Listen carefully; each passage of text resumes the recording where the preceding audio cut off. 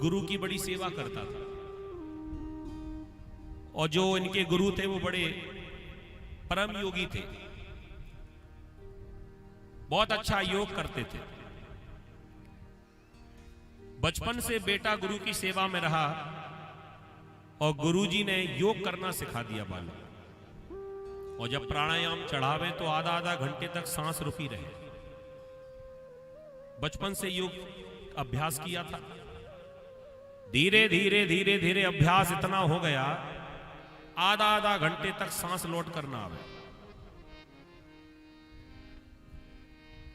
एक बार की बात, 15 दिन हो गए और 15 दिन तक बेटा जो बालक था वो गुरु के आश्रम में नहीं आया। 15 दिनों के बाद जब आया तो गुरुजी ने पूछा, बेटा हमें तो बड़ी चिंता हो रही थी, तुम कहां चले गए थे, इतने दिन क्यों नहीं आए?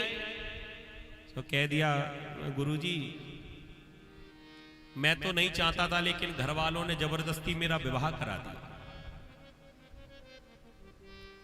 अब मेरा विवाह हो गया और विवाह में थोड़ा समय लग गया, 15 दिन हो गए, मुझे आपकी याद आई तो मैं आपके पास वापस आ गया। गुरुजी ने मुस्कुराते हुए कहा, बेटा अब तुम हमसे गए,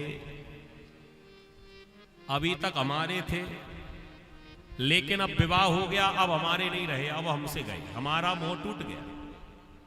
अरे गुरुजी ऐसी कोई बात नहीं है, वो तो माता पिता ने जबरदस्ती विवाह करा दिया, मैं तो तन मन धन से आप ही का हूं। गुरुजी ने कहा, बेटा वो तो समय बताएगा। समय बीता, लगभग 1 वर्ष के बाद में चेला ने आकर गुरुजी को सूचना दी, महाराज आपकी कृपा से सुंदर बालक का जन्म हुआ। गुरुजी मुस्कुरा कर कहने लगे, बेटा अब तुम घरवाली से भी गए।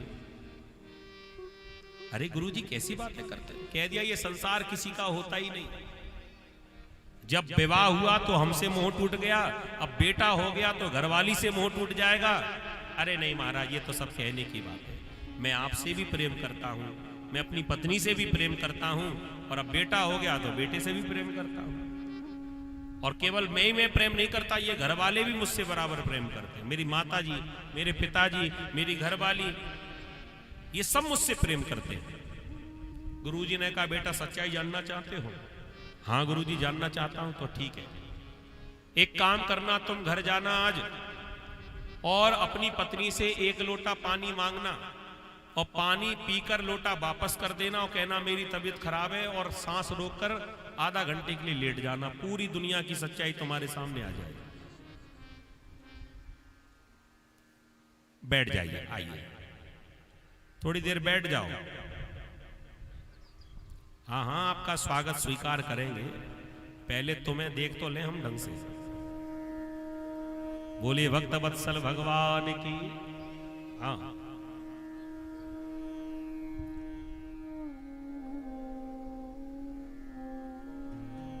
जरा ध्यान देना, गुरुजी ने चेला को सारा नाटक समझा दिया कि तुम तो आधा घंटे के लिए सांस रोककर पड़े रहना और कानों से सुनते रहना, सबकी सच्चाई सामने आ जाएगी, कौन तुमको कितना प्रेम करता है।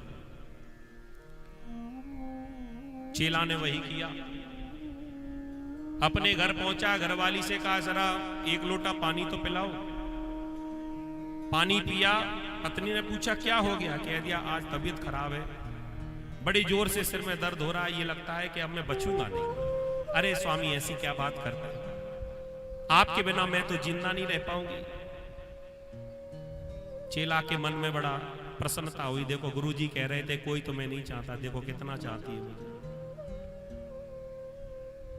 लेकिन गुरुजी ने कहा है वो नाटक तो करना ही पड़ेगा। 1 लोटा पानी पीकर जाकर पलंग पर लेट गए और ऐसा प्राणायाम चढ़ाया कि सांस बंद, आंखें फटी की फटी रह गई। हिलाया डुलाया, मरने का नाटक कर लिया। रोने लगी घरवाली, माताजी दौड़ी दौड़ी आई, माताजी भी रोने लगी, पिताजी भी रोने लगे, मोहल्ले वाले इकट्ठे हो गए, पूरे गांव वाले इकट्ठे हो गए और सब रो रहे हैं। पत्नी कहने लगी, हे भगवान, ये दिन देखने के लिए मुझे यहां पर भेजा था, मेरा पति मुझे छोड़कर चला गया संसार से, इससे तो अच्छा मैं मर जाती। माताजी अपने आप को रोवे। पिताजी अपने आप को रो गए, जाने की उम्र तो हमारी है, इससे तो अच्छा मैं मर जाता, मेरे प्राण चले जाते, निकल जाते। माताजी भी कहें कि इससे तो अच्छा मैं मर जाती। गांव वाले इकट्ठे हो गए, सब बड़े दुखी होने लगे। देखो ना, अभी बेटा हुआ था और देखो समाप्त हो गया। बड़ा दुख हुआ पूरे गांव वालों, परिवार वाले रोने लगे। 10 मिनट के भीतर ही गुरुजी चले आए। गुरुजी ने कहा कि भैया क्या हो गया, ये भीड़ काय को लगी है? कह दिया महाराज आपका चेला था, आपकी बड़ी सेवा की बचपन से, अभी बेटा हुआ था, अभी प्राण निकल गए। गुरुजी ने पास में जाकर नाटक किया, थोड़ा सा सिर पर हाथ रखा, नब्ज को टटोल कर देखा। सबने पैर पकड़ लिए, महाराज कोई भी उपाय हो वो कर दीजिए, चाहे हमारे प्राण चले जाएं लेकिन हमारे बेटे के प्राण वापस आ जाए। गुरुजी ने कहा प्रयास करता हूं, जाने वाले को कौन रोक सकता है। एक लोटा पानी और लेकर आओ।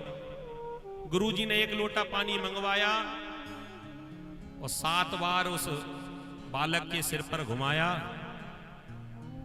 और झूठ मूठ का मंत्र पढ़ दिया और कह दिया एक काम करो, अब इसको जो भी पिएगा ये तो जिंदा हो जाएगा और जल पीने वाला मर जाएगा। अब आ जाओ भैया, कौन कौन इसे चाहता है, आ जाओ। पत्नी ज्यादा रो रही थी।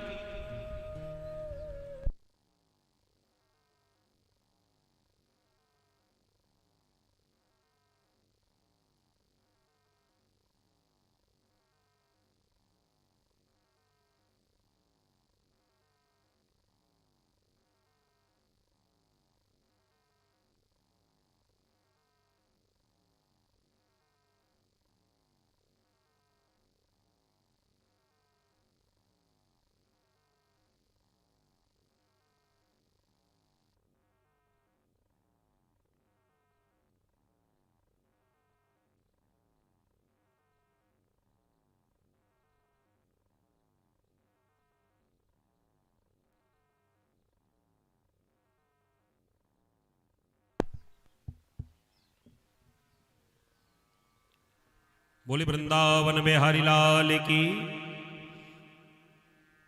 पत्नी बहुत रो रही थी।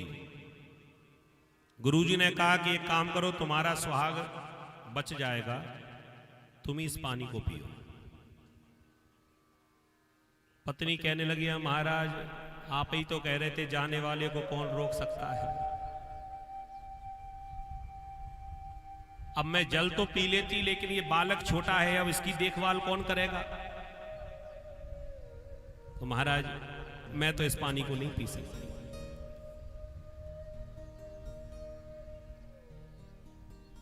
पिताजी ज्यादा रो रहे थे, तो पिताजी से कहा कि ये तो तुम्हारा बेटा है, तुम तो बूढ़े, वैसे ही मरना ही है तुम्हें, तो ये पानी आप पी लो। बूढ़े बाबा कहने लगे अब तो मैं नाती कोई मुंह देख देख के जियत रहे वो,